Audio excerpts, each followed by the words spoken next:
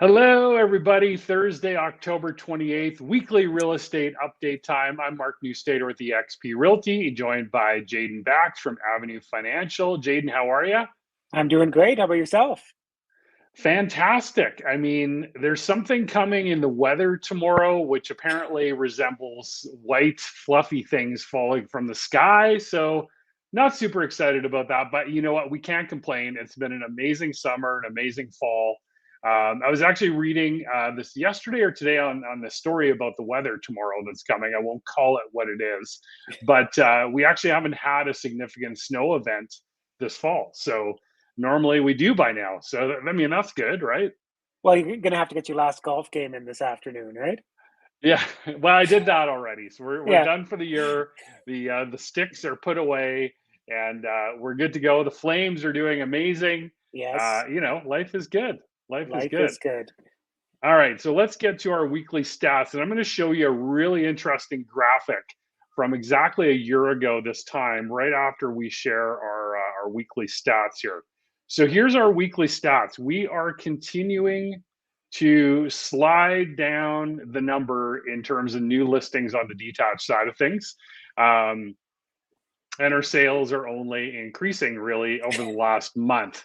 So this is again creating a very good situation if you are a seller of a detached home in Calgary. So let's look at our new listings: 217, 348 sold, 120 pending, and then we've got a total of 468 sold plus pending for a net difference of plus 251. Um, so I was really curious. I mean, that's big, right? So as that number grows, as we say every week, that means it's more of a seller's market. As it shrinks, it becomes a little bit more balanced. 150 price reductions. We are now under, just going to get my mouse out here so you can see that. We are under 2,000 detached listings. We are well under 5,000 for total listings in Calgary. So I mean, crazy, right? Like we're kind of I feel like we're kind of inching back to how we were in spring in terms of it being so skewed to the seller side of things. But I'm going to take that off the screen and I want to show you a pretty crazy stat from last year. And I'm going to share this window now. Here we go. So this is really long. I do apologize. So hopefully everyone can see that okay. So this is exactly, so this is this past week, so 21st to 27th. And then it also shows 2020. So if we look at the sales here, 268 total, these are detached again.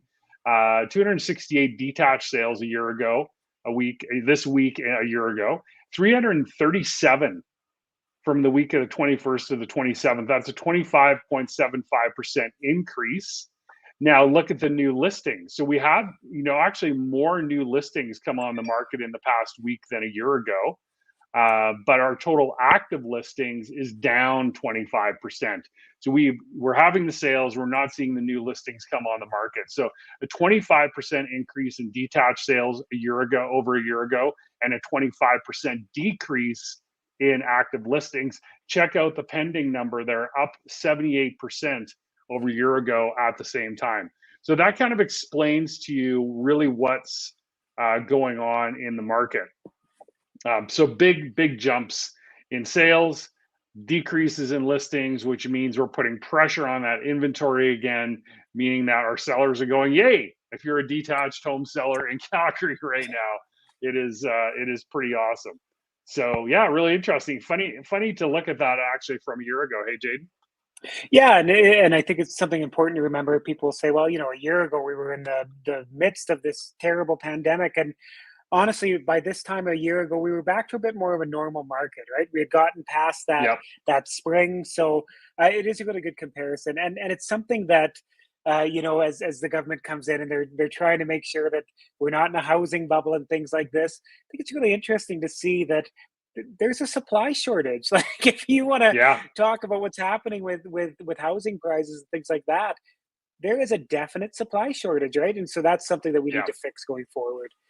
Yeah, So, exactly. Yeah. yes. So as I get into my rates here, that like it's Halloween week and it's gonna start getting spooky for some people because fixed Okay. rates fixed rates are going up. I actually Government of Canada stopped buying bonds to keep that market low. So we're gonna see 5-year fixed rates go up probably more than what they are at right now. I just got a rate sheet from one of my preferred lenders today, and I think they might be a little bit pessimistic about the market, but a 5-year fix at 264. Um, Oof. we haven't seen that, and that's in the high ratio. So that's generally speaking your cheapest pricing. High Hmm. ratio being under 20%. So we haven't seen interest rates like that in a while. I think people might need to mentally prepare that we're maybe sticking around this kind of mid 2% for the next little while Yeah. before we see anything kind of going back down a little bit. But I just love, I love the variable, especially now, right? So when I Yeah. talk about kind of the average, not a no frills product, but the average product being a 224 right now on a 5-year fix, look at that 5-year variable at 115. Prime would literally have to go up 5 times, 5 quarter point jumps before you passed over that 5-year fix. I think the pricing is fantastic. Everybody knows that I love the penalty calculation because with the variable, 3 months interest is what you're getting charged on a penalty to break that mortgage.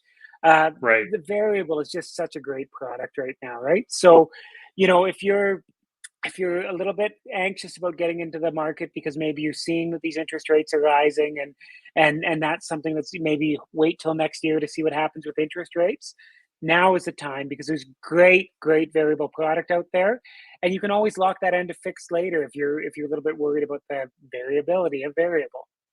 Yeah. Yeah. Exactly. Exactly. We're going to leave those rates up on the screen. I'm going to ask you a quick question. This was brought up to me by a client the other day. They're looking at possibly selling their home, but they have a large penalty with the insurance with CMHC insurance. So you pay all this insurance for, let's say, your 3 or 5 year term.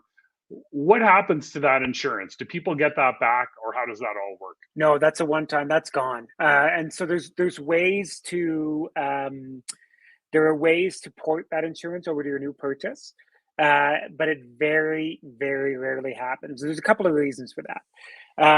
Generally speaking, when you're porting over that, when people buy a new house, there's a couple of different situations. One, your family it has all moved out and you're downsizing, and it's time to go from your 5-bedroom home down to something a little bit more comfortable for you as you move into retirement. The other one is the opposite of that. Your family is growing or your career has evolved, and it's time to get something a little bit bigger and better. And so, what can happen if you have, let's say, $200,000 left on your mortgage and you have 20 years term left on that mortgage. You can port that $200,000 of mortgage insurance over onto your new purchase, but you have to keep that same amortization. So when you do the new Mm, purchase, rather than having the ability to go to 25 years, you have 20 years. On top of that, if your new mortgage is let's say for easy numbers 300,000, you also need to purchase insurance for that extra $100,000 that you're buying. And it is much more expensive than the regular mortgage insurance rates. So you're mm, paying a premium to top up. You have a shorter amortization. It's doable. There's ways to do it, but I don't think people really think of mortgage insurance as being a true cost because it's something yeah. that gets rolled into the mortgage, right? So Right. Right. very rarely happens in my 4 years in the industry. I've done it once, and the people just had a really favorable situation to be able to do that. Doesn't happen very often. Yeah, right. I guess you could compare it to when you buy a car, you're paying for car insurance. It's obviously for different reasons, but you're not porting over that car insurance that you've paid over that 5 or 6 or 7 year car loan over into a new loan. So good. No, Very that's yeah, interesting. yeah.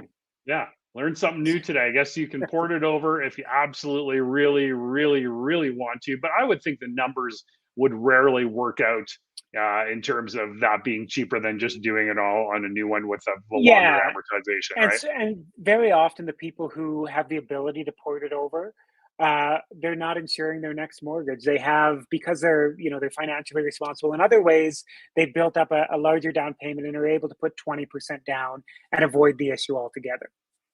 Right. Awesome. Good stuff, Jaden. So variable is the word of the week. Reach out to Jaden to get some information on what that would look like for you. I mean, clearly we are in on the detached side of things. We're so much pressure on the inventory. So if you're looking to sell, worth a reach out. I have some great automations